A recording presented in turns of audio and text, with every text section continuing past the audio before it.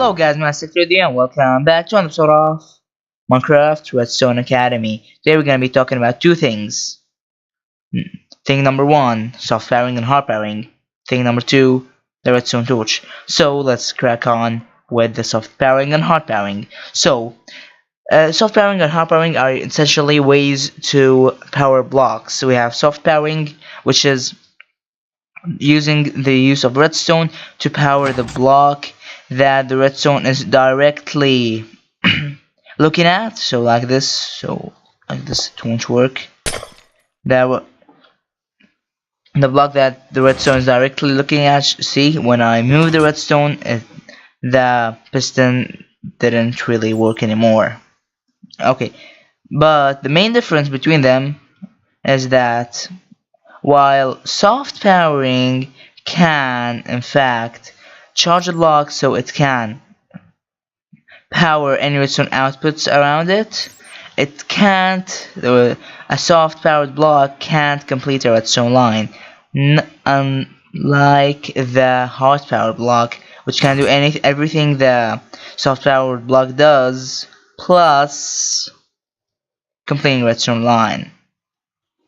And you can use for hard powering repeaters or comparators. Okay, so we can also take a redstone output from a soft powered block by using a redstone comparator or redstone repeater in this fashion right in here. So a hard powered block can power redstone lines in 6 different ways, or 5, not 6, in 5 different ways. Let's launch it.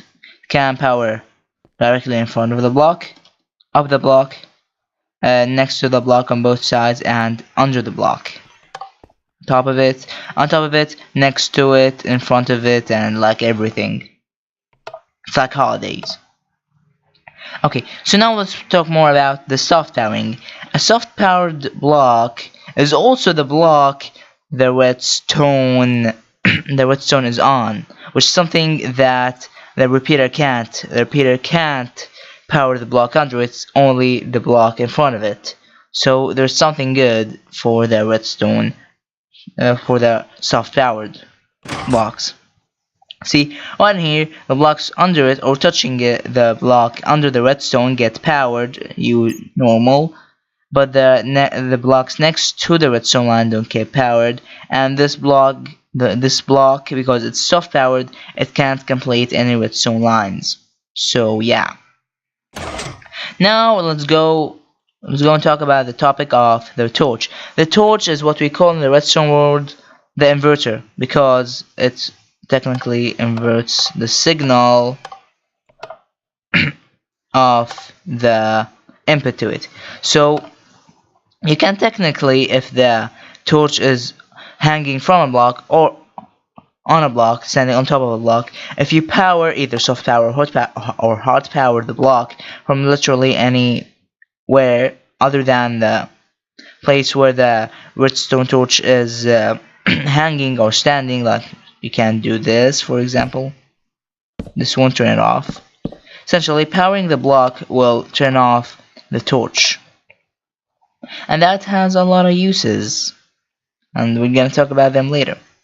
Okay, so a redstone torch can soft power the blocks in front of it and the block under it, but it can hard power the block on top of it. You feel me? So it can do this, but it can do this. Okay? Yeah, a redstone torch can power everywhere around it except the block it's standing on or hanging from.